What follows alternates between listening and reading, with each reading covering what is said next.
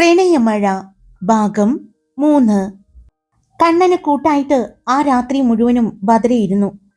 വരില്ല എന്ന് ടീച്ചറമ്മയോട് വിളിച്ചു പറഞ്ഞു. കാശി അവന്റെ ക്യാബിനിലും. 2 ദിവസം ആയപ്പോഴേക്കും ആ ഹൃദയം കണ്ണന്റെ ശരീരത്തോട് പ്രതികരിച്ചു തുടങ്ങി. ഭദ്രയ്ക്ക് നല്ല ക്ഷീണമുണ്ട് എന്ന് തോന്നി. ഭദ്രയുടെ അവസ്ഥ മനസ്സിലാക്കി കാശി തന്നെ അവളെ വീട്ടിലേക്ക് പറഞ്ഞു വിട്ടു. കാശിയും വീട്ടിലേക്ക് പോയി. ഇനിയും ഭദ്രയെ താൻ ഒറ്റയ്ക്ക് അന്വേഷിച്ചാൽ കണ്ടെത്താൻ പറ്റില്ല എന്ന് ഉറപ്പുള്ളത് കൊണ്ട് തന്നെ തന്റെ കൂട്ടുകാരനായ പോലീസുകാരൻ രവിയോട് സഹായം ചോദിച്ചു ശ്യാം. ഭദ്രയെ ശ്യാമിന്റെ എല്ലാ കൂട്ടുകാർക്കും അറിയാം. എല്ലാവർക്കും അവളെ ഇഷ്ടമാണ്. അവളെ എല്ലാവരോടും നല്ല രീതിയിലാണ് പെരുമാറുന്നത്. വീട്ടിൽ വന്നു കഴിഞ്ഞാൽ അവൾ ഉണ്ടാക്കുന്ന ഭക്ഷണവും അവർക്ക് ഇഷ്ടമാണ്. ശ്യാമിന്റെ ചുറ്റിക്കളി അറിയാവുന്നത് കൊണ്ട് തന്നെ രവിക്കും ശ്യാമിന്റെ മറ്റു കൂട്ടുകാർക്കും വല്ലാത്ത ദേഷ്യമായിരുന്നു മീരയുമായുള്ള ആ ബന്ധത്തോട്. പലപ്പോഴും അവർ അത് ശ്യാമിനോട് പറഞ്ഞിട്ടുണ്ട്. അതുകൊണ്ട് തന്നെ അവൻ ഭദ്രയുടെ കാര്യം പറഞ്ഞു വന്നപ്പോൾ രവി അവനോട് ദേഷ്യപ്പെട്ടു. ആ പെണ്ണ് എവിടെയെങ്കിലും പോയി ജീവിക്കട്ടെ എന്ന് രവി പറഞ്ഞു. എന്നാൽ ഇതെല്ലാം കേട്ടുകൊണ്ട് മീര അവിടെയുണ്ടായിരുന്നു. ശ്യാമിനെ പിന്തുടർന്ന് വന്നതാണ്. ഭദ്ര അവനെ ഉപേക്ഷിച്ച് നാട് വിട്ട് എവിടെയോ പോയി. എവിടെയാണ് എന്ന് അറിയില്ല എന്നറിഞ്ഞ മീരയ്ക്ക് ഒത്തിരി സന്തോഷം തോന്നി. മീരയെ അവിടെ കണ്ട രവി ദേഷ്യത്തോടെ ശ്യാമിനെ നോക്കി. ഓഹോ, അപ്പൊ രണ്ടുപേരും കൂടി ഒരുമിച്ച് ഇറങ്ങിയിരിക്കുകയാണ് ഭദ്രയെ കണ്ടുപിടിക്കാൻ അല്ലേ? ദേഷ്യത്തോടെ രവി ചോദിച്ചു. ഒരു കാര്യം ഞാൻ പറഞ്ഞേക്കാം, അവൾക്ക് എന്തെങ്കിലും സംഭവിച്ചാ നിങ്ങൾ രണ്ടുപേരെയും ഞാൻ വെറുതെ വിടില്ല. രണ്ടുപേരെയും ഞാൻ അകത്താക്കും. ഒന്നുമില്ലെങ്കിലും ഒരുപാട് ആ പെണ്ണ് വെച്ച് വിളമ്പി തന്നിട്ടുണ്ട് ഞങ്ങൾക്ക്. അതിന് നന്ദി ഞങ്ങൾ കാണിക്കണമല്ലോ എന്ന് പറഞ്ഞുകൊണ്ട് രവി അവിടെ നിന്നും അകത്തേക്ക് കയറിപ്പോയി. മീര അവിടെ നിന്നിട്ടും അവളെ ദേഷ്യത്തോടെ നോക്കിക്കൊണ്ട് ശ്യാം കാറിലേക്ക് കയറി അവിടെ നിന്നും പോയി. മീരയ്ക്ക് ആ വാർത്ത ഒത്തിരി സന്തോഷമാണ് ഉണ്ടാക്കിയത്. അതേ സന്തോഷത്തോടെ അവൾ വീട്ടിലേക്ക് വന്നു. മീര വീട്ടിൽ ചെന്ന് അച്ഛനോട് തനിക്ക് ശ്യാമിനെ വിവാഹം കഴിക്കണമെന്ന് പറഞ്ഞു. പിന്നെ ഭദ്രയുടെ കാര്യവും പറഞ്ഞു. അവളുടെ അമ്മയ്ക്ക് വല്ലാത്ത സങ്കടം തോന്നി. ഭദ്ര എന്ന് പറയുന്ന ആ കുട്ടിയുടെ ജീവിതം നശിപ്പിക്കാനാണ് തന്റെ മകൾ ആഗ്രഹിക്കുന്നത്. അത് വേണ്ട എന്ന് അവർ ഭർത്താവിനോട് പറഞ്ഞു. പക്ഷേ മകളുടെ എല്ലാ വാശിക്കും കൂട്ടുനിൽക്കുന്ന ഒരു അച്ഛനായതുകൊണ്ട് തന്നെ അയാൾക്കും മനസ്സോടെ സമ്മതിക്കേണ്ടി വന്നു. പിന്നീട് കുറെ ദിവസങ്ങൾ മീര ശ്യാമിനെ കാണാൻ ശ്രമിച്ചുവെങ്കിലും നടക്കാതെയായി. ഒരു ദിവസം രാവിലെ അമ്പലത്തിൽ പോയ മീര കാണുന്നത് അമ്പലത്തിൽ വന്ന് നിൽക്കുന്ന ശ്യാമിന്റെ അമ്മയെയും സഹോദരിയുമാണ്. വീട്ടിൽ ശ്യാം ഒറ്റയ്ക്കാണ് എന്ന് മനസ്സിലായതും അവൾ വേഗം ശ്യാമിന്റെ വീട്ടിലേക്ക് തിരിച്ചു. വീട്ടിൽ ചെന്ന് റൂമിലേക്ക് കയറി ചെല്ലുമ്പോൾ അവൾ കാണുന്നത് ബെഡിൽ ഒരു കാവിമുണ്ട് മാത്രം ഉടുത്ത് കമിഴ്ന്നു കിടക്കുന്ന ശ്യാമിനെയാണ്. മീര അവന്റെ ദേഹത്തേക്ക് കിടന്നു. തന്റെ ദേഹത്ത് ഭാരമറിഞ്ഞതും അവൻ പതിയെ കണ്ണു തുറന്നു. മീരയാണ് എന്ന് കണ്ടതും അവൻ പെട്ടെന്ന് അവളെ കൊണ്ട് മറിഞ്ഞു. ശ്യാമേട്ടാ, പതുക്കെ, നമ്മുടെ കുഞ്ഞ്. അവൾ പറഞ്ഞതും അവൻ ചാടി എഴുന്നേറ്റു. നീ എന്തിനു ഇങ്ങോട്ട് വന്നത്? അല്ല, നീ ഇപ്പൊ എന്താ പറഞ്ഞത്? അവൻ ദേഷ്യത്തോടെ ചോദിച്ചു. അതെ, ഞാൻ ഗർഭിണിയാണ്. എന്റെ വയറ്റില് ശ്യാമേട്ടന്റെ കുഞ്ഞു വളരുന്നുണ്ട് എന്ന്. അവൾ പറഞ്ഞത് കേട്ടതും ഒരു കൂടം കൊണ്ട് തന്റെ തലയിൽ ആരോ അടിച്ചതുപോലെ അവന് തോന്നി. നീ എന്തൊക്കെയാ മീര പറയുന്നത്? സത്യമാണ് ഞാൻ പറഞ്ഞത് എന്നവൾ പറഞ്ഞു. കുറച്ചു നേരം മിണ്ടാതെ ഇരുന്ന ശ്യാം, ഇനി അത് സത്യമാണെങ്കിൽ നീ എന്നെ ചതിച്ചതാണ്. നമ്മൾ തമ്മിൽ ഇങ്ങനെ ഒരു റിലേഷൻ തുടങ്ങിയത് നീയാണ്. ശ്യാം ദേഷ്യത്തോടെ പറഞ്ഞു. അതെ, തുടങ്ങിയത് ഞാനാണ്. പക്ഷെ പിന്നീട് മുഴുവനും നിന്റെ താല്പര്യമായിരുന്നു. നമ്മൾ ശാരീരികമായി ബന്ധപ്പെട്ടപ്പോഴും. അവൾ പറഞ്ഞു. അതെ, പക്ഷെ നിന്റെ പൂർണ്ണ സമ്മതത്തോടു കൂടിയായിരുന്നു. നമ്മൾ വളരെ ശ്രദ്ധിച്ചതാണ്. പ്രൊട്ടക്ഷൻ എടുത്തതല്ലേ നീ? പിന്നെ ഇതെങ്ങനെ സംഭവിച്ചു? അപ്പൊ നീ എന്നെ ചതിച്ചതാണ് അല്ലേ മീര? അവൻ പറഞ്ഞു. അതുകൊണ്ട് എനിക്കിത് അംഗീകരിക്കാൻ പറ്റില്ല. സ്വീകരിക്കാനും. എന്താ വേണ്ടതെന്ന് വെച്ചാ നീ ഒറ്റയ്ക്ക് തീരുമാനിച്ചോ. ഞാൻ ഈ കാര്യത്തിൽ ഒന്നിനും ഇടപെടില്ല എന്ന് പറഞ്ഞുകൊണ്ട് അവിടെ നിന്നും ശ്യാം ഇറങ്ങിപ്പോയി. മീര സങ്കടത്തോടെ പുറത്തേക്ക് വരുമ്പോഴാണ് ശ്യാമിന്റെ അമ്മയും സഹോദരിയും വരുന്നത്. അവർ അവരോട് കാര്യം പറഞ്ഞു. അവൾ പറഞ്ഞത് കേട്ട ഞെട്ടല്ലായിരുന്നു ശ്യാമിന്റെ അമ്മയും സഹോദരിയും. എനിക്ക് ശ്യാമേട്ടനെ വിവാഹം കഴിക്കണമെന്നും ശ്യാമേട്ടനെ വേണ്ട എന്ന് വെച്ച് പോയ ഭദ്രയുടെ പുറകെ ഇനിയും നടന്നാല് ശ്യാമേട്ടന്റെ ജീവിതം നശിച്ചു പോകുമെന്നും ഇപ്പോൾ തന്നെ ബാങ്കില് മര്യാദയ്ക്ക് വരുന്നില്ല എന്നെല്ലാം പറഞ്ഞു. അവൾ അമ്മായിയെ പറഞ്ഞു മയക്കി. ശ്യാമിന്റെ അമ്മ അവൾ പറയുന്നത് കേൾക്കുന്നുണ്ടെങ്കിലും മനസ്സിൽ വല്ലാതെ അസ്വസ്ഥമായിരുന്നു. ആലോചിച്ച് തീരുമാനിക്കണം. നിങ്ങൾക്കിനി വേണ്ട എന്നാണെങ്കിൽ ഞാനും ഈ കുഞ്ഞും പിന്നെ നിങ്ങൾക്ക് ബുദ്ധിമുട്ടായിട്ട് ഒരിക്കലും വരില്ല എന്ന് പറഞ്ഞാണ് അവൾ പോയത്. അവൾ പോകുമ്പോൾ അവളുടെ ചുണ്ടിൽ ഒരു പുഞ്ചിരി ഉണ്ടായിരുന്നു. ശ്യാമിന്റെ അമ്മ തളർച്ചയോടെ വരാന്തയിൽ തന്നെ ഇരുന്നു. അവർ ശ്യാമിനെ വിളിച്ച് അവനോട് കാര്യങ്ങൾ ചോദിച്ചു. അവനൊന്നും മിണ്ടാതെ നിൽക്കുന്നത് കണ്ടതും അവർ ദേഷ്യം കൊണ്ട് അവനെ തല്ലി. ഇനി നീ ഭദ്രയുടെ പുറകെ നടക്കരുത്, അതിനുള്ള യോഗ്യത ഇനി നിനക്കില്ല, ശ്യാമിന്റെ അമ്മ പറഞ്ഞു. പിറ്റേ ദിവസം മീരയുടെ അച്ഛൻ ശ്യാമിന്റെ അമ്മയെ കാണാൻ വന്നു. അയാൾ ഭദ്രയുടെ കാര്യങ്ങളെല്ലാം അറിഞ്ഞു എന്ന് പറഞ്ഞു. ആ കുട്ടിയുടെ ഇഷ്ടത്തിന് പോയതാണെങ്കിൽ ഇനി ആ കുട്ടിയെ തിരിച്ചു കൊണ്ടുവരാൻ നിൽക്കണ്ട എന്നും മീരയ്ക്ക് ശ്യാമിനെ ഇഷ്ടമാണെന്നും വിവാഹം കഴിപ്പിച്ചു കൊടുക്കാൻ അവർക്ക് സമ്മതമാണെന്നും എല്ലാം അയാൾ പറഞ്ഞു. അയാൾ പറഞ്ഞത് കേട്ടിട്ട് ഒന്നും മിണ്ടാതെ ഇരുന്ന ശ്യാമിന്റെ അമ്മ അയാളുടെ സംസാരത്തിൽ നിന്ന് തന്നെ മീര ഗർഭിണിയാണ് എന്നുള്ള കാര്യം അവൾ വീട്ടിൽ അറിയിച്ചിട്ടില്ല എന്ന് അവർക്ക് മനസ്സിലായി. അതവർക്ക് ആശ്വാസമാണ് നൽകിയത്. അപ്പോഴാണ് അങ്ങോട്ട് ശ്യാം വന്നത്. ശ്യാമിനെ കണ്ടതും അയാൾ ശ്യാമിനോട് സംസാരിക്കാൻ തുടങ്ങി. നിന്നെ വേണ്ടാന്ന് വെച്ച് പോയ പെണ്ണിന്റെ പിറകെ നടക്കാതെ നിന്റെ ജീവിതം മുന്നോട്ട് കൊണ്ടുപോകണം, അയാൾ പറഞ്ഞു. ശ്യാം ഒന്നും മിണ്ടാതെ നിന്നു.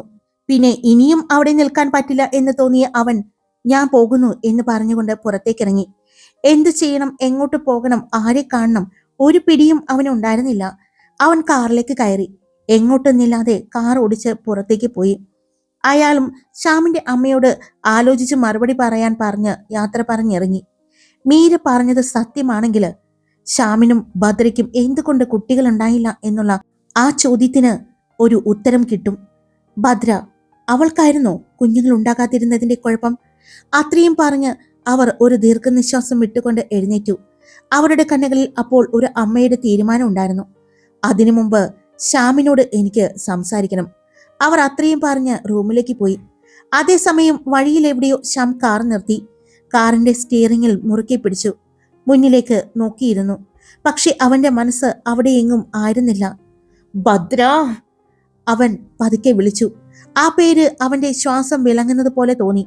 അവൻ പിന്നെയും കാർ സ്റ്റാർട്ട് ചെയ്ത് കാർ വേഗത്തിൽ മുന്നോട്ട് പോയി. എങ്ങോട്ടെന്ന് അവന് തന്നെ അറിയില്ല. ഒരു സിഗ്നലിൽ കാർ നിർത്തി. അവൻ തല സ്റ്റിയറിംഗിൽ അമർത്തി കണ്ണുകൾ അടച്ചു. ഞാൻ എന്തു ചെയ്യണം, അവൻ സ്വയം ചോദിച്ചു. മീരയുടെ വാക്കുകൾ, അവന്റെ അമ്മയുടെ മൗനം, മാമന്റെ സമ്മർദ്ദം എല്ലാം അവനെ ഭ്രാന്ത് പിടിപ്പിച്ചു. പക്ഷേ എല്ലാത്തിനും അപ്പുറം തന്നിൽ മാത്രം ഒതുങ്ങിയവൾ, പ്രണയത്താൽ സ്നേഹത്താൽ തന്റെ ചിറകിൻ കീഴിൽ അഭയം പ്രാപിച്ച ഒരു മുഖം മാത്രം, ഭദ്ര. അവൾ പോയ ദിവസം അവൾ തിരഞ്ഞു നോക്കാഞ്ഞത്, താൻ സംസാരിച്ചിട്ടും അവൾ ഒന്നും പറയാഞ്ഞത് എല്ലാം അവൻ ഓർത്തു. നീ എവിടെയാ? അവന്റെ ശബ്ദം ചിതറിപ്പോയിരുന്നു. അവൻ കണ്ണുകൾ തുറന്നു. സിഗ്നൽ ഗ്രീനായി. പിന്നിലെ കാറുകൾ ഹോൺ മുഴക്കി. അവൻ വീണ്ടും കാറ് മുന്നോട്ട് നീക്കി. ലക്ഷ്യമില്ലാതെ ഓടിക്കൊണ്ടേയിരുന്നു. ആ സമയം അവന്റെ ഫോണിലേക്ക് മീര വിളിക്കുന്നുണ്ടായിരുന്നു. അന്ന് കാശിയും ഒത്തിരി തളർച്ചയോടെയാണ് വീട്ടിൽ വന്നത്. കുറെ ദിവസമായിട്ട് കണ്ണന്റെ കേസുമായിട്ട് നടന്നത് കൊണ്ട് അവൻ മദ്യപിച്ചിട്ടുണ്ടായിരുന്നില്ല. അന്ന് എന്തുകൊണ്ട് അവന് കഴിക്കണമെന്ന് തോന്നി. മദ്യപിച്ചു തുടങ്ങിയതും അവന്റെ മനസ്സിലേക്ക് പല ഓർമ്മകളും കടന്നു വന്നു. പല രാത്രികളും, അവളുടെ ചിരി, അവളുടെ ശബ്ദം, കാശിയേട്ടാ എന്നുള്ള അവളുടെ വിളി. കണ്ണു തുറക്കുമ്പോൾ ആരുമില്ല. ആ ശൂന്യത സഹിക്കാൻ അവന് പറ്റുന്നുണ്ടായിരുന്നില്ല. അവൻ മറ്റൊന്നിലേക്ക് തിരിഞ്ഞു. മദ്യം. ഓരോ ഗ്ലാസ്സിലും അവൻ അവളെ മറക്കാൻ ശ്രമിച്ചു. പക്ഷേ ഓർമ്മകൾ മറഞ്ഞില്ല, അവളും മറഞ്ഞില്ല. അമ്പലക്കുളം, അവളുടെ ചിരി, അവളുടെ കാശിയേട്ട എന്നുള്ള വിളി എല്ലാം അവനെ വീണ്ടും വീണ്ടും തേടിയെത്തി. ജീവൻ രക്ഷിക്കുന്ന ഒരു ഡോക്ടർ സ്വന്തം ഹൃദയത്തെ നിയന്ത്രിക്കാനാവാതെ ആ ഓർമ്മകളിൽ കുടുങ്ങി. പക്ഷേ അതിന് മാറ്റം വന്നത് കുറച്ചു ദിവസം മുമ്പാണ്. ആ സ്വപ്നത്തോടു കൂടിയാണ്. അതിൽ പിന്നെ അവൻ സാവിത്രിയെ പൂർണ്ണമായിട്ടും മറന്നതുപോലെയാണ്. പിന്നെ അവളുടെ ചിരി കണ്ടിട്ടില്ല, അവളുടെ മുഖം ഓർത്തിട്ടില്ല. എപ്പോൾ കണ്ണടച്ചാലും തന്റെ മുന്നിൽ ആ രൂപം. അവൻ ഓർത്തുകൊണ്ട് കണ്ണുകൾ വലിച്ചു തുറന്നു. വീണ്ടും ബോധം മറയുന്നതുവരെ അവൻ മദ്യപിച്ചു. അപ്പോഴും ആ രൂപം നിറഞ്ഞ മെയ്യോടെ, നിറഞ്ഞ പ്രകാശത്തോടെ, തെളിമയോടെ അവന്റെ കൺമുന്നിൽ വന്നു നിന്നു. അവൻ കണ്ട ആ രൂപം അതൊരു സ്വപ്നമാണോ യാഥാർത്ഥ്യമാണോ എന്ന് ഒന്നും അവന് മനസ്സിലാകുന്നുണ്ടായിരുന്നില്ല. കുറച്ചുനേരം അവൻ റൂമിലെ ടിവിയിൽ നിന്ന് കേൾക്കുന്ന പാട്ടിലേക്ക് ശ്രദ്ധിച്ചു. ഓരോ വരിയും അവന്റെ ഉള്ളിലെ ശൂന്യതയെ സ്പർശിച്ചു. ഓരോ സംഗീതവും മറക്കാൻ ശ്രമിച്ച ഹൃദയവേദനയെ വീണ്ടും ഉണർത്തി. അവൻ വീണ്ടും ഗ്ലാസ് എടുത്തു. കുറച്ചുകൂടി കുടിച്ചു. മദ്യത്തിന്റെ ചൂട് ശരീരത്തിലൂടെ പടർന്നപ്പോൾ അവൻ പതിയെ ബെഡിലേക്ക് വന്ന് കിടന്നു. കണ്ണുകൾ അടഞ്ഞതും വീണ്ടും അവൾ ബ്ലൂ നിറത്തിലുള്ള സാരിയിൽ നീണ്ട മുടി അഴിച്ചിട്ട് മഴയിൽ നനഞ്ഞു നിൽക്കുന്ന ഒരു രൂപം. മഴത്തുള്ളികൾ അവളുടെ കവിളിലൂടെ തഴുകി വീഴുമ്പോൾ അവളുടെ കണ്ണുകൾ നേരെ അവന്റെ ആത്മാവിലേക്ക് നോക്കുന്നത് പോലെ അവന് തോന്നി. നാഥ്! ആ ശബ്ദം. അവൻ അവളുടെ അടുത്തേക്ക് നടന്നു. അവൾ തിരിഞ്ഞു നിന്നു. ആ നിമിഷം അവളുടെ കണ്ണുകളിലെ പ്രണയവും നാണവും സ്നേഹവും ആഗ്രഹവും എല്ലാം അവൻ കണ്ടു. അടുത്ത നിമിഷം അവൾ അവനെ ചേർത്ത് പിടിച്ചു. കാശി ഒരു നിമിഷം പോലും ആലോചിച്ചില്ല. അവളെ തിരിച്ച് തന്റെ നെഞ്ചിലേക്ക് അടുപ്പിച്ചു. അവന്റെ കണ്ണുകൾ ആദ്യം പോയത് അവളുടെ നെറ്റിയിലേക്കായിരുന്നു. ചുവന്ന സിന്ദൂരരേഖ, അതിന്റെ തിളക്കം. അവൻ ശ്വാസം പോലും വിടാതെ അതിലേക്ക് തന്നെ നോക്കി നിന്നു. പിന്നെ അവന്റെ നോട്ടം അവളുടെ കഴുത്തിലേക്ക് ചെന്നു. കഴുത്തിൽ ഒരു സ്വർണ്ണ ചെയിനിൽ ഒരു സ്വർണ്ണ താലി, അതിൽ കൊത്തിയിരിക്കുന്ന പേര് കാശിനാഥ്. അവന്റെ ഹൃദയം ഒരു നിമിഷം നിശ്ചലമായി. പിന്നെ അവന്റെ ചുണ്ടിൽ ഒരു പുഞ്ചിരി വിരിഞ്ഞു. നീ എന്റേതാണ്. അവന്റെ ഉള്ളിൽ നിന്നും ആരോ പറയുന്നത് പോലെ അവന് തോന്നി. അവൻ അവളെ ചേർത്ത് പിടിച്ചു. അവളുടെ കവിളിൽ ചുംബിച്ചു. പിന്നെ നെറ്റിയിൽ നെറ്റി ചേർത്ത് നിന്നു. അവരുടെ ശ്വാസങ്ങൾ തമ്മിൽ കലർന്നപ്പോൾ ലോകം മുഴുവൻ ഇല്ലാതായ പോലെ അവൻ പതിയെ അവളുടെ ചുണ്ടിലേക്ക് അവന്റെ ചുണ്ടുകൾ ചേർത്ത് വെച്ചു. ആ ചുംബനം, അത് പതിയെ ആയിരുന്നു. പിന്നെ അതൊരു ആഴമുള്ള ചുംബനമായി മാറി. ആ സമയം മഴ കൂടുതൽ ശക്തമായി പെയ്തു. അവൾ അവനെ കെട്ടിപ്പിടിച്ചു. നാഥ്! ആ വിളി അവനെ മുഴുവനായി കീഴടക്കി. അവൻ അവളെയും കൊണ്ട് പതിയെ താഴേക്കിരുന്നു. അവളെ താഴേക്ക് കിടത്തി. രണ്ടുപേരെയും നനയിച്ചുകൊണ്ട്. അപ്പോഴും മഴ പെയ്യുന്നുണ്ട്. ആ സമയത്ത് അവൾ നിലത്ത് കിടന്നു. അവൻ ഇട്ടിരുന്ന ഷർട്ട് അഴിച്ച് ദൂരേക്ക് എറിഞ്ഞുകൊണ്ട് അവൾക്ക് മുകളിലായി അവനും. അവൾ അവനെ നോക്കി. അവളുടെ കണ്ണുകൾ പൂർണ്ണമായി തുറന്നിരുന്നു. അവൻ പതിയെ അവളുടെ മുഖത്തിനടുത്തേക്ക് ചാഞ്ഞു. വീണ്ടും അവളുടെ ചുണ്ടുകൾ സ്വന്തമാക്കി. അപ്പോൾ അവളുടെ കൈവിരലുകൾ തന്റെ തലമുടിയിൽ കോർത്തു വലിച്ചു. പക്ഷെ ഒരു നിമിഷം അവൾ ശ്വാസം മുട്ടുന്നത് പോലെ തോന്നി. അവൻ പെട്ടെന്ന് അവളുടെ ചുണ്ടുകളെ മോചിപ്പിച്ചുകൊണ്ട് തല ഉയർത്തി. അവൾ കണ്ണുകൾ അടച്ചുകൊണ്ട് അവന്റെ ചുംബനത്തിൽ ലയിച്ചു കിടന്നു. തന്റെ തലമുടിയിൽ നിന്നും തന്റെ മുഖത്തു നിന്നും എല്ലാം വെള്ളം അവളുടെ മുഖത്തേക്ക് ഒഴുകി വീണുകൊണ്ടിരുന്നു. അപ്പോഴാണ് ആ മുഖം അവൻ കണ്ടത്. അത് സാവിത്രിയുടെ ആയിരുന്നില്ല, ഭദ്രയുടെ ആയിരുന്നു. ഒരു ഞെട്ടലോടെ കാശി കണ്ണു തുറന്നു. അവന്റെ ശരീരം മുഴുവൻ വിയർപ്പിൽ മുങ്ങിയിരുന്നു. ശ്വാസം വേഗത്തിലായിരുന്നു. മുറിയിൽ ഇപ്പോഴും പാട്ട് ഒഴുകിക്കൊണ്ടിരുന്നു. പുറത്ത് മഴ അപ്പോഴും പെയ്തുകൊണ്ടിരിക്കുന്നുണ്ട് എന്നവന് തോന്നി. അവൻ എഴുന്നേറ്റിരുന്നു. അവന്റെ കൈകൾ വിറച്ചു. ഇത് എന്താണ്? അവൻ സ്വയം ചോദിച്ചു. സാവിത്രിയെ മറക്കാൻ കഴിയാതെ വർഷങ്ങൾ കഴിഞ്ഞ തനിക്ക് ഇപ്പോൾ ആ സ്ഥാനത്ത് ഭദ്രയുടെ മുഖം, അവന്റെ സ്വപ്നങ്ങളിൽ, അവന്റെ സ്പർശത്തിൽ, അവന്റെ ശ്വാസത്തിൽ പോലും അവളുടെ ശ്വാസവുമായി കൂട്ടിച്ചേർന്നു. അവളുടെ കഴുത്തിൽ തന്റെ പേരെഴുതിയ താലി, നാഥ് എന്നുള്ള അവളുടെ ശബ്ദം. ആ ഓർമ്മയിൽ അവൻ തലയൊന്ന് കുടഞ്ഞു. അപ്പോഴും തനിക്കടിയിൽ മഴ നനഞ്ഞ് തന്റെ മുഖത്ത് പ്രണയത്തോടെ നോക്കുന്ന ഭദ്രയുടെ മുഖം വളരെ തെളിമയോടെ അവന്റെ ഓർമ്മയിലേക്ക് കടന്നു വന്നു. മദ്യപിച്ചതിന്റെ ലഹരിയെല്ലാം അവനിൽ നിന്നും വിട്ടുപോയി എന്ന് അവന് തോന്നി. അവൻ എഴുന്നേറ്റ് ബാൽക്കണി ഡോറ് തുറന്നു. പുറത്ത് മഴ പെയ്യുന്നുണ്ടോ എന്ന് അവൻ നോക്കി. ഉണ്ട്, മഴ പെയ്യുന്നുണ്ട്. കൂടെ തണുത്ത കാറ്റ് വീശുന്നുണ്ട്. അവൻ ബാൽക്കണിയിലേക്ക് ഇറങ്ങി. നോട്ടം ആദ്യം ചെന്നത് ടീച്ചറമ്മയുടെ വീടിന്റെ മുകളിലെ നിലയിലേക്കായിരുന്നു. അവിടെ വെളിച്ചമില്ല എന്ന് അവൻ ശ്രദ്ധിച്ചു. പിന്നെയും കുറച്ചു നേരം അവിടെ തന്നെ നിന്നു. അവൻ ആ മഴ നനഞ്ഞു. എത്ര നേരം അങ്ങനെ നിന്നു എന്ന് അവൻ അറിയില്ല.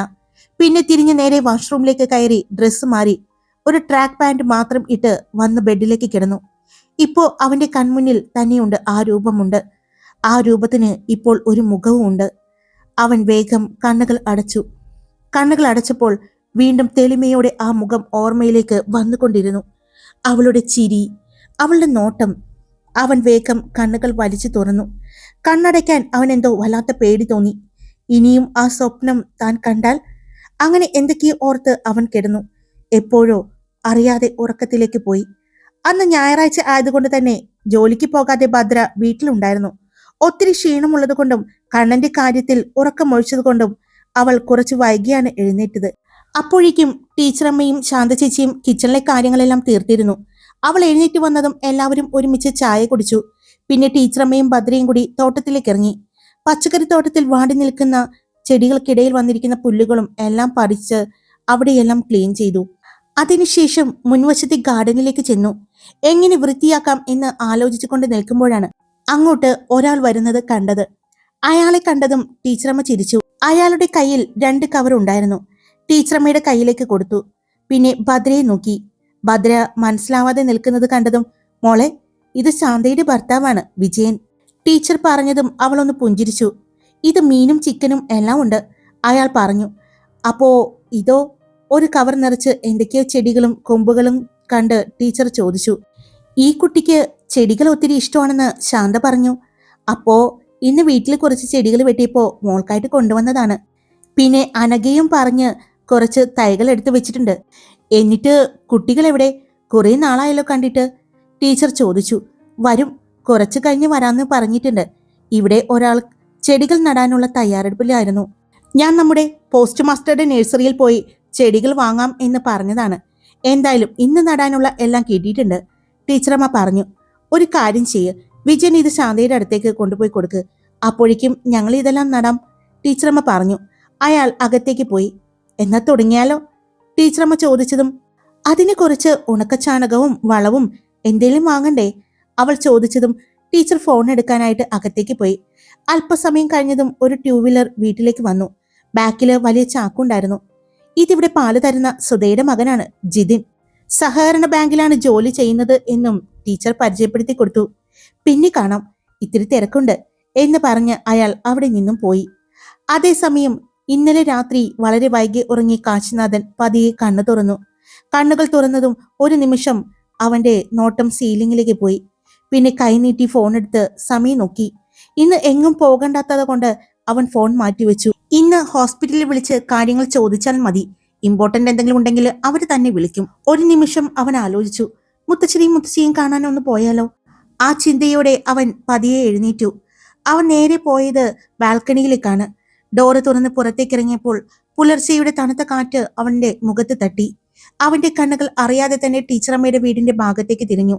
അങ്ങോട്ട് നോക്കരുത് എന്ന് മനസ്സിന്റെ പിടിവാശി. പക്ഷെ അവന്റെ കണ്ണുകളും മനസ്സും അതിനെ മറികടന്നു. അവിടെ മുറ്റത്ത് ചെടികൾ കയ്യിൽ പിടിച്ചു നിൽക്കുന്ന ഭദ്ര.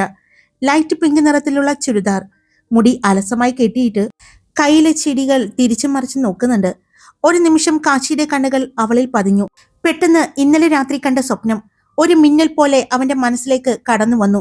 മഴ, അവളുടെ ആ ചിരി, അവളുടെ ചുണ്ടുകൾ, നെറ്റിയിൽ തൊട്ടിരിക്കുന്ന ചുവന്ന സിന്ദൂരം, കഴുത്തിൽ തന്റെ പേരിലുള്ള താലി. അവൻ പെട്ടെന്ന് കണ്ണുകൾ അടച്ചു. പെട്ടെന്ന് തന്നെ അവൻ തിരിഞ്ഞു. വേഗത്തിൽ അകത്തേക്ക് നടന്നു. റൂമിൽ കയറിയതും സോഫയിലേക്ക് വീണിരുന്നു. അവന്റെ നെഞ്ച് അതിവേഗത്തിൽ മിടിച്ചു. അവന്റെ മനസ്സിൽ എന്തോ അസ്വസ്ഥത, അറിയാത്തൊരു വേദന. അവൻ വേഗം വാഷ്റൂമിലേക്ക് പോയി. ഫ്രഷായി ഡ്രസ്സ് മാറി അവൻ താഴേക്ക് ഇറങ്ങി. ഭദ്രയോട് എന്തോ പറഞ്ഞു തിരിഞ്ഞ ടീച്ചർ കാറിലേക്ക് കയറാൻ പോയ കാശിയെ കണ്ടു. അവനെ കണ്ടതും കാശി, അവർ വിളിച്ചു. മതിലിന് അപ്പുറം നിന്ന് നോക്കി നിൽക്കുന്ന കാശിനാഥനെ കണ്ടപ്പോൾ ഭദ്രയും പെട്ടെന്ന് തിരിഞ്ഞു നോക്കി. അവൻ അവളെ നോക്കിയില്ല. എവിടേക്കാ പോകുന്നത്, ടീച്ചറമ്മ ചോദിച്ചു. എനിക്കൊന്ന് പുറത്തു പോകണം, അവൻ പറഞ്ഞു. ഹോസ്പിറ്റലിലേക്കാ? അല്ല, മുത്തശ്ശനെയും മുത്തശ്ശിയെയും കാണാൻ പോവുകയാണ് എന്ന് പറഞ്ഞു. ഭദ്രയെ അവൻ ഒഴിവാക്കായിരുന്നു. എന്നാ ശരി, പോയിട്ട് വാ, ഉച്ചയ്ക്ക് ഇവിടെ നിന്ന് ഭക്ഷണം കഴിക്കാം, ടീച്ചറമ്മ പറഞ്ഞതും വേണ്ട, ഞാൻ ഉണ്ടാവില്ല, ഞാൻ അവിടെ തന്നെയായിരിക്കും, അവൻ പറഞ്ഞു. ശരി, സമയം കിട്ടുമ്പോ ഇവിടേക്ക് വാ, എനിക്ക് നിന്നോട് സംസാരിക്കാനുണ്ട്. അതിന് മറുപടി പറയാതെ അവൻ തിരിഞ്ഞു നടന്നു. കാറിന്റെ ഡോറ് തുറന്ന ഒരു നിമിഷം അവന്റെ കണ്ണുകൾ ഭദ്രയിലേക്ക് പോയി. കുറച്ചു സമയം കഴിഞ്ഞതും ശാന്ത ചേച്ചിയുടെ മക്കൾ 2 പേരും കൂടി വന്നു. 2 പേരെയും കണ്ടപ്പോൾ തന്നെ അവൾക്ക് മനസ്സിലായി. ഞങ്ങൾ മനസ്സിലായി ചേച്ചിക്ക്, ആ പെൺകുട്ടി ചോദിച്ചതും അവൾ ചിരിച്ചുകൊണ്ട്, അനഘ +2 പഠിക്കുന്നു അല്ലേ, അവൾ ചോദിച്ചു. അതെ. ഇത് അഭിജിത്ത് 4ാം ക്ലാസ്സിൽ പഠിക്കുന്നു അല്ലേ, ഭദ്ര ചോദിച്ചതും 2 പേരും പുഞ്ചിരിച്ചുകൊണ്ട്, എങ്ങനെ മനസ്സിലായി, അവർ ചോദിച്ചു. ശാന്ത ചേച്ചിയും ടീച്ചറമ്മയും എപ്പോഴും പറയാറുണ്ട്, അവൾ പറഞ്ഞു. പിന്നെ അവരും കൂടി ചെടി നടാനായി കൂടി. ഉച്ചയ്ക്ക് നിങ്ങൾ നമ്മുടെ പോസ്റ്റ് മാസ്റ്ററുടെ വീട്ടിൽ പോയി ചെടിയൊക്കെ വാങ്ങിക്കോ എന്ന് ടീച്ചറമ്മ പറഞ്ഞു. പിന്നെ അനഘയും അഭിജിത്തും ടീച്ചറമ്മയും ഭദ്രയും കൂടി ചെടി നടൽ തുടങ്ങി. കുറച്ചു സമയം കഴിഞ്ഞതും കൈയും മുഖവും എല്ലാം കഴുകി എല്ലാവരും കൂടി ഒരുമിച്ച് അകത്തേക്ക് ചെന്നപ്പോഴേക്കും ഡൈനിങ് ടേബിളിൽ ഭക്ഷണമെല്ലാം വിളമ്പി വെച്ചിട്ടുണ്ടായിരുന്നു. എല്ലാവരും ഒരുമിച്ച് തന്നെ സന്തോഷത്തോടെ സംസാരിച്ച് ഭക്ഷണം കഴിച്ചു. ഉച്ചഭക്ഷണത്തിന് ശേഷം എല്ലാവരും വീണ്ടും ഹാളിൽ വന്നിരുന്നു. എന്നാ പിന്നെ നമുക്ക് പോയാലോ ചേച്ചി, അഭിജിത്ത് ചോദിച്ചതും എങ്ങോട്ടാ? വിജയൻ ചേട്ടൻ ചോദിച്ചു. അത് ചെടി മേടിക്കാൻ പോണെന്ന് പറഞ്ഞിട്ടുണ്ടായിരുന്നു. അവൻ പറഞ്ഞതും ആ ആ പോസ്റ്റ് മാസ്റ്ററുടെ നഴ്സറിയിൽ ഒന്ന് പോയിട്ട് വാ. അവിടെ നിന്നും കുറച്ച് ചെടികളും തൈകളും വിത്തുകളും എല്ലാം വാങ്ങിക്കോ. ടീച്ചറമ്മ പറഞ്ഞു. കാർ എടുക്കണ്ട അമ്മ, ഒരു ഓട്ടോ വിളിക്കാം. കാറിൽ മുഴുവനും അഴുക്കാകും, ഭദ്ര പറഞ്ഞു. അത് ശരിയാ, നമുക്ക് ഓട്ടോ വിളിക്കാം, അനഘയും പറഞ്ഞു. അപ്പോൾ തന്നെ വിജയൻ ചേട്ടൻ ഫോണെടുത്ത് ആരെയും വിളിച്ചു. ആ സമയം ഭദ്രയും വേഗം മുകളിലേക്ക് ചെന്നു. ഫോണും പേഴ്സുമായിട്ട് അവൾ പുറത്തേക്ക് വന്നു. അപ്പോഴാണ് ടീച്ചറമ്മയുടെ മുറിയിൽ നിന്നും വന്നത്. ടീച്ചറമ്മ അവളുടെ കയ്യിലേക്ക് കുറച്ച് കാശ് കൊടുത്തതും അവൾ ടീച്ചറമ്മയെ മുഖം കൂർപ്പിച്ചു നോക്കി. അത് കണ്ടതും ടീച്ചറമ്മ ഒന്ന് ചിരിച്ചു. നീ ഇങ്ങനെ നോക്കി പഠിപ്പിക്കണ്ട, എനിക്കറിയാം നീ ഒരു ഉദ്യോഗസ്ഥയാണ് എന്ന്. നിന്റെ കയ്യില് കാശുമുണ്ടെന്ന് എനിക്കറിയാം. പക്ഷേ ഇത് അമ്മ മോൾക്ക് വേണ്ടി തരുന്നതാണ്. സാധാരണ മക്കള് കടയിലും മറ്റും പോകുമ്പോ അമ്മ കാശ് കൊടുക്കില്ലേ? അതുപോലെ നിനക്ക് ഇഷ്ടമുള്ളത് എന്താണെന്ന് വെച്ചാൽ നീ വാങ്ങിക്കോ. എനിക്ക് എന്റെ ഗാർഡൻ ഭംഗിയായിട്ട് കിട്ടണം, ടീച്ചറമ്മ പറഞ്ഞു. അതൊക്കെ ഞങ്ങൾ ഏറ്റു ടീച്ചറമ്മ, അനഘയും പറഞ്ഞു. അപ്പോഴേക്കും മുറ്റത്ത് ഒരു ഓട്ടോ വന്നു നിന്നു. അപ്പോഴേക്കും ടീച്ചർ പൈസ അവളുടെ പേഴ്സിലേക്ക് വച്ചു കൊടുത്തു. ഒരു നഴ്സറിയുടെ മുന്നിൽ വണ്ടി നിർത്തിയപ്പോൾ അവളുടെ കണ്ണുകളൊന്ന് വിടർന്നു. അതൊരു ചെറിയ നഴ്സറി അല്ലായിരുന്നു, ചെടികളുടെ ഒരു ലോകം തന്നെയായിരുന്നു. പൂച്ചെടികൾ, ഇലച്ചെടികൾ, പച്ചക്കറി തൈകൾ എല്ലാം അവിടെയുണ്ടെന്ന് അവൾക്ക് കണ്ടപ്പോൾ തന്നെ മനസ്സിലായി. ഞാനിവിടെ ഒരു പ്രാവശ്യം വന്നിട്ടുള്ളൂ. എനിക്ക് ഇവിടെ നിന്നും എന്തൊക്കെ വാങ്ങണമെന്ന് ഒരു പിടിയും കിട്ടുന്നുണ്ടായിരുന്നില്ല.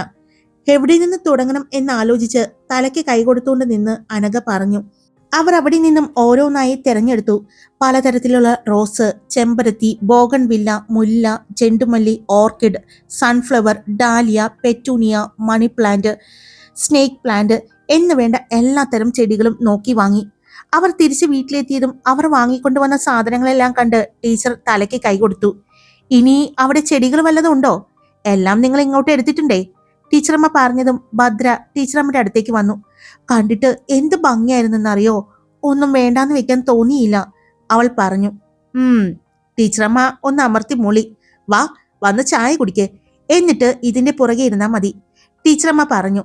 അപ്പോഴേക്കും ശാന്ത ചേച്ചി അകത്തു നിന്ന് ചായയും കഴിക്കാനുള്ള സ്നാക്സും കൊണ്ടുവന്നു. എല്ലാവരും കൂടി ഒരുമിച്ച് കുടിച്ചതിന് ശേഷം ഒരുമിച്ച് പുറത്തേക്കിറങ്ങി. മണ്ണും ചാണകപ്പൊടിയും എല്ലാം ചേർത്ത് ചെടിച്ചട്ടികൾ നിറയ്ക്കാൻ തുടങ്ങി. അതെല്ലാം ടീച്ചറും സന്തോഷത്തോടെ കണ്ടു. ഇത് മുകളിലെ ബാൽക്കണിയിലേക്ക് വെക്കണം, അവൾ വിജയൻ ചേട്ടനോട് പറഞ്ഞതും അതിനെന്താ, ഞാൻ കൊണ്ടുപോയി വെക്കാം എന്ന് പറഞ്ഞ് അഭിജിത്തും വിജയൻ ചേട്ടനും കൂടി അതെല്ലാം ബാൽക്കണിയിൽ കൊണ്ടുവന്ന് വെച്ചു. എല്ലാ ജോലികളും കഴിഞ്ഞപ്പോഴേക്കും സന്ധ്യ ഇരുണ്ട് തുടങ്ങിയിരുന്നു. വീടിന്റെ മുന്നിലെ ഗാർഡനിൽ തെളിയാതെ കിടന്ന ലൈറ്റുകൾ എല്ലാം തെളിയിച്ചു. കംപ്ലൈന്റ് ഉള്ളതെല്ലാം വിജയൻ ചേട്ടനും അഭിജിത്തും കൂടി മാറ്റിയിട്ടു. പണിയെല്ലാം കഴിഞ്ഞ് അനഘയും അഭിജിത്തും വിജയൻ ചേട്ടനും കൂടി വീട്ടിലേക്ക് പോയി. വൈകുന്നേരം വരണമെന്ന് പറഞ്ഞിട്ടാണ് ടീച്ചർ വിട്ടത്. സന്ധ്യാസമയത്ത് വിളക്കുകളെല്ലാം കത്തിച്ചു. അത് കഴിഞ്ഞ് കുറച്ചു സമയം കഴിഞ്ഞതും അവരെല്ലാവരും വീണ്ടും എത്തി. പിന്നെ എല്ലാവരും ഒരുമിച്ച് ചിരിച്ച് സംസാരിച്ച് അത്താഴവും കഴിച്ചു. ഇപ്പൊ ഈ വീട് കാണാൻ ഒരു പ്രത്യേക ഭംഗിയുണ്ട് അല്ല ടീച്ചറെ? അനഘ ചോദിച്ചതും ടീച്ചർ ഒന്ന് പുഞ്ചിരിച്ചു. അല്ലെങ്കിലും ഒരു പെൺകുട്ടി വേണം വീടിന്റെ ഭംഗി അറിയാൻ, ടീച്ചറമ്മ പറഞ്ഞു. അപ്പോഴാണ് ടീച്ചറമ്മയുടെ മകൻ രൂപേഷ് വിളിക്കുന്നത്. ടീച്ചറും ഭദ്രയും എല്ലാവരും അവനോട് സംസാരിച്ചു. അതെ, ഞാനൊരു കാര്യം പറയാൻ വേണ്ടി വിളിച്ചതാ, ഞാൻ വരുന്നുണ്ട് അങ്ങോട്ട്, രൂപേഷ് പറഞ്ഞതും എന്ന് ടീച്ചറമ്മ ചോദിച്ചു. ഞാൻ വരുന്നുണ്ട് ഒരു ദിവസം, എന്നാണ് എപ്പോഴാണ് എന്നൊന്നും പറയില്ല, കാത്തിരുന്നോ, അവൻ പറഞ്ഞതും എല്ലാവരും ചിരിച്ചു. പിന്നീട് യാത്രയെല്ലാം പറഞ്ഞ് ശാന്ത ചേച്ചിയും കുട്ടികളും പോയി. ഞങ്ങള് സമയം കിട്ടുമ്പോ വരാട്ടോ എന്ന് പറഞ്ഞാണ് രണ്ടുപേരും പോയത്. ഭദ്രയ്ക്ക് ഒത്തിരി സന്തോഷമായിരുന്നു ആ ദിവസം. അവൾ സോഫയിലിരുന്ന് കണ്ണന്റെ കൂടെയുള്ള സിസ്റ്ററോട് സംസാരിച്ചു. ടീച്ചറോട് ഗുഡ് നൈറ്റും പറഞ്ഞ് അവൾ റൂമിലേക്ക് ചെന്നു. റൂമിൽ ചെന്നതും അവൾ ബാൽക്കണി ഡോർ തുറന്ന് കിടക്കുകയായിരുന്നു.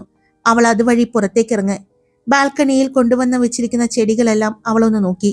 ഒരു യെല്ലോ കുർത്തിയായിരുന്നു അവളുടെ വേഷം. കുളി കഴിഞ്ഞ് മുടി വിടർത്തിയിട്ട് ആ ചെടികളിൽ എല്ലാം അവൾ തൊട്ടു തലോടി നിന്നു. ആ സമയത്താണ് മുത്തച്ഛന്റെ വീട്ടിൽ നിന്നും കാശി മടങ്ങി വരുന്നത്. അവിടെ ചെന്നപ്പോൾ മുത്തച്ഛന്റെയും മുത്തശ്ശിയുടെയും കുറെ പരാതികളായിരുന്നു. എല്ലാം കേട്ട് മിണ്ടാതെയിരുന്നു. അവൻ മിണ്ടുന്നില്ല എന്ന് കണ്ടതും അവർ ഒരുപാട് അവനോട് സംസാരിച്ചില്ല. അവൻ തറവാട്ടിലുള്ള അവന്റെ റൂമിലേക്ക് പോയി കിടന്നുറങ്ങി. കണ്ണു തുറന്നതും സന്ധ്യയായിരുന്നു. വേഗം മുത്തച്ഛനോടും മുത്തശ്ശിയോടും യാത്ര പറഞ്ഞ് ഇറങ്ങുന്നതിന് മുമ്പ്, ആ ഹോസ്പിറ്റൽ എന്നെ മുത്തച്ഛൻ ഏൽപ്പിച്ചിട്ടുണ്ടെങ്കിൽ അത് ഭംഗിയായിട്ട് നോക്കി നടത്താൻ എനിക്കറിയാം. അതിൽ കൈകടത്താൻ മുത്തച്ഛൻ മറ്റാരെയെങ്കിലും ഏർപ്പാടാക്കിയിട്ടുണ്ടെങ്കിൽ എന്നോട് പറയണം. ആ നിമിഷം ഞാൻ ആ ഹോസ്പിറ്റലിൽ ഉണ്ടാകില്ല, അവൻ പറഞ്ഞതും മുത്തച്ഛൻ അവനെ നോക്കി. മോനെ, അത് നിന്റെ പേരിലുള്ള ഹോസ്പിറ്റലാണ്, അതിൽ മറ്റാരും കൈകടത്താൻ വരില്ല, മുത്തച്ഛൻ പറഞ്ഞു. ആ ഒരു ഉറപ്പ് മുത്തച്ഛൻ തന്നത് കൊണ്ട് മാത്രമാണ് ഞാൻ ആ ഹോസ്പിറ്റലിൽ ഇന്നും ജോലി ചെയ്യുന്നത്. പണത്തിനും പ്രശസ്തിക്കും വേണ്ടി എന്റെ ഹോസ്പിറ്റലിൽ ഒന്നും ചെയ്യാൻ ഞാൻ സമ്മതിക്കില്ല. അത്രയും പറഞ്ഞ് അവൻ അവിടെ നിന്നും ഇറങ്ങിപ്പോന്നതാണ്. വരുന്ന വഴി ബാറിൽ കയറി മദ്യപിച്ചു. കുറച്ചെന്തൊക്കെയോ കഴിച്ചു. അതിനുശേഷമാണ് അവൻ വീട്ടിലേക്ക് തിരിച്ചെത്തിയത്. വീട്ടിലേക്ക് എത്തുന്നതിന് മുമ്പ് ടീച്ചറമ്മയുടെ വീടിന്റെ ഗേറ്റിലെത്തിയതും അവൻ അകത്തേക്ക് നോക്കി. ഇന്ന് ആ വീടിന്റെ മുറ്റം നിറയെ പ്രകാശം കണ്ട് അവൻ നോക്കി. പെട്ടെന്നാണ് അവന്റെ നോട്ടം മുകളിലെ ബാൽക്കണിയിലേക്ക് പോയത്. അവിടെ നിൽക്കുന്ന ആ രൂപം അത് കണ്ടതും അവൻ വേഗം ബ്രേക്ക് ചവിട്ടി. ആ രൂപത്തിലേക്ക് ഒന്ന് നോക്കി. പിന്നെ വേഗം തല കുടഞ്ഞ് അവൻ കാറെടുത്ത് വീട്ടിൽ ചെന്നു. പോർച്ചിൽ കാറ് നിർത്തി കാറിൽ നിന്നും ഇറങ്ങുമ്പോഴും അവന്റെ കണ്ണുകൾ ടീച്ചറമ്മയുടെ വീടിന്റെ ബാൽക്കണിയിലേക്ക് പോകുന്നുണ്ടായിരുന്നു. എന്നാൽ മനസ്സിനെ നിയന്ത്രിച്ചുകൊണ്ട് അവൻ വേഗം പടികൾ കയറി മുകളിലേക്ക് പോയി. അവൻ പോകുന്നത് കണ്ടതും എന്താ നിങ്ങള് അവനോടൊന്നും ചോദിക്കാതിരുന്നത്? കാശിയുടെ അമ്മ അച്ഛനോട് ചോദിച്ചു. എന്തു ചോദിക്കാൻ? അച്ഛൻ വിളിച്ചിട്ട് പറഞ്ഞത് നീ കേട്ടതല്ലേ, അവന്റെ ഒരു കാര്യത്തിലും ഇടപെടരുത് എന്ന്. ഇടപെട്ടാൽ അവൻ ഈ വീട്ടിൽ നിന്നും പോകുമെന്ന്. പിന്നെ തിരിച്ചു കൊണ്ടുവരാൻ അച്ഛനും അമ്മയും ഒന്നും ചെയ്യില്ല എന്ന് പറഞ്ഞു കഴിഞ്ഞു. അതുകൊണ്ട് ഇനി ഒന്നും അവനോട് പറയാൻ നിൽക്കണ്ട. അവന്റെ ഇഷ്ടം പോലെ അവൻ ചെയ്യട്ടെ. അച്ഛൻ പറഞ്ഞുകൊണ്ട് എഴുന്നേറ്റ് റൂമിലേക്ക് പോയി. ഇതേ സമയം റൂമിൽ ചെന്ന കാശി ബാൽക്കണിയുടെ ഡോറിന്റെ അവിടെ നിന്നു. ഡോറ് തുറക്കാൻ തോന്നിയില്ല. ആ രൂപം ഇനിയും കാണണ്ട എന്ന് അവൻ തീരുമാനിച്ചു. പക്ഷെ മനസ്സും തന്റെ കണ്ണുകളും അതിന് സമ്മതിക്കാത്തതുപോലെ അവൻ വീണ്ടും ഒരു കുപ്പിയെടുത്ത് മദ്യപിക്കാൻ തുടങ്ങി. പക്ഷേ മദ്യത്തിന് പോലും തന്റെ കൺമുന്നിലെ ആ രൂപത്തെ മറയ്ക്കാൻ പറ്റുന്നില്ല. ദേഷ്യത്തോടെ അവിടെ നിന്നും എഴുന്നേറ്റ് ബാൽക്കണി ഡോറ് വലിച്ചു തുറന്നു. അവൾ നിൽക്കുന്ന ഭാഗത്തേക്ക് ചെന്നു. എന്നാൽ അവിടെ അവൾ ഉണ്ടായിരുന്നില്ല. അവൻ ദേഷ്യത്തോടെ കൈ സൈഡിലെ ഭിത്തിയിൽ ഇടിച്ചു. അവൾ വന്നപ്പോൾ തുടങ്ങിയതാണ് എന്റെ മനസ്സമാധാനക്കേട്, അവൻ മനസ്സിൽ പറഞ്ഞു. എന്തുകൊണ്ടോ അവന് ഭദ്രയോട് വല്ലാത്ത ദേഷ്യം തോന്നി. അതേ ദേഷ്യത്തോടെ അവൻ അവളെ അവിടെ നിന്നും കാണാതെ തിരിച്ച് റൂമിലേക്ക് വന്നു. സോഫയിലേക്ക് ഇരുന്നു. കണ്ണുകൾ മുറുക്കി അടച്ച് ചാരിയിരുന്നു. ഇന്ന് തറവാട്ടിൽ ചെന്നപ്പോൾ താൻ സാവിത്രിയെ കാണാൻ പോകാനുള്ള വഴിയിലൂടെ എല്ലാം നടന്നു. പക്ഷെ അവളുടെ മുഖം ഇപ്പൊ പൂർണ്ണമായിട്ടും തന്റെ മനസ്സിലേക്ക് തെളിയുന്നില്ല എന്ന് അവന് തോന്നി. അവിടെ മഴയിൽ നനഞ്ഞ് വസ്ത്രങ്ങൾ ശരീരത്തോട് ഒട്ടി മുടിയെല്ലാം നനഞ്ഞ് ചെറുപുഞ്ചിരിയോടെ തന്നെ നോക്കി നിൽക്കുന്ന ഭദ്രയുടെ മുഖമാണ് തെളിഞ്ഞു വന്നത്. ആ ദേഷ്യത്തിലാണ് അവിടെ നിന്നും തിരിച്ച് തറവാട്ടിലേക്ക് വന്നതും തന്റെ റൂമിൽ വന്ന് കിടന്നതും. എങ്ങനെയൊക്കെയോ ഉറങ്ങിപ്പോയിരുന്നു. വീണ്ടും അവൾ എന്തിനാ എപ്പോഴും അവിടെ വന്ന് ഇങ്ങനെ നിൽക്കുന്നത്? അവളുടെ രൂപം എന്നെ ഭ്രാന്ത് പിടിപ്പിക്കുന്നു. അതേ ദേഷ്യത്തോടെ അവൻ അവിടെ ഇരുന്ന സോഫയിൽ മുന്നിലുണ്ടായിരുന്ന ഗ്ലാസ് ടേബിളിൽ ആഞ്ഞടിച്ചു. അത് വലിയ ശബ്ദത്തോടെ ചിന്നിച്ചിതറി. ശബ്ദം കേട്ട് താഴെ നിന്നും കാശിയുടെ അനിയൻ ഓടി മുകളിലേക്ക് വന്നു. നിങ്ങൾ പോകണ്ട, വെറുതെ അങ്ങേരുടെ വായിൽ നിന്ന് കേൾക്കാൻ നിൽക്കണ്ട, അനിയന്റെ ഭാര്യ പറഞ്ഞുവെങ്കിലും അവൻ അതൊന്നും കാര്യമാക്കാതെ റൂമിലേക്ക് വന്നു. വാതിലിൽ തുടരെ കൊട്ടി. കുറെ സമയം മുട്ടിയിട്ടും വാതിൽ തുറക്കാതെ ആയതും അവൻ തിരിച്ച് പടികൾ ഇറങ്ങി. ഒരു പുച്ഛത്തോടെ താഴെ സ്റ്റെപ്പിൽ നിൽക്കുന്ന ഭാര്യയെ കണ്ടതും എന്തു പറ്റി?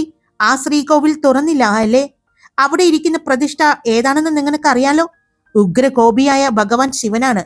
നിങ്ങള് വിളിച്ചിരിക്കുമ്പോൾ ആ നടയെങ്ങാനും തുറന്നിരുന്നെങ്കിൽ നിങ്ങളെ തൃക്കണ്ണ് തുറന്ന് ഭസ്മമാക്കിയേനെ അങ്ങേര്, അവൾ ദേഷ്യത്തോടെ പറഞ്ഞുകൊണ്ട് അവിടെ നിന്നും തിരിഞ്ഞു നടന്നു. ഹായ്, എല്ലാവരും സുഖമായിട്ടിരിക്കുന്നോ? ഞാൻ സുഖമായിട്ടിരിക്കുന്നു. അപ്പോൾ ദൃശ്യം 2024 ബ്ലോഗില് മഴയിൽ പിറന്ന പ്രണയം എന്ന സ്റ്റോറിയുടെ ഭാഗങ്ങളെല്ലാം ഇവിടെ ഞാൻ കംപ്ലീറ്റ് ചെയ്തിട്ടുണ്ട്.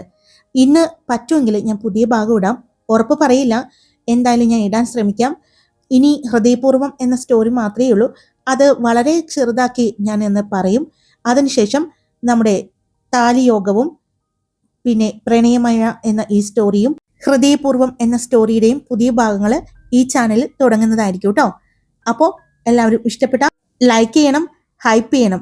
കേൾക്കുന്നവരെല്ലാവരും സബ്സ്ക്രൈബ് ചെയ്ത് ഒന്ന് സപ്പോർട്ട് ചെയ്തേക്കണേ. അപ്പോൾ കാണാം. Love you all. It's me Karthika.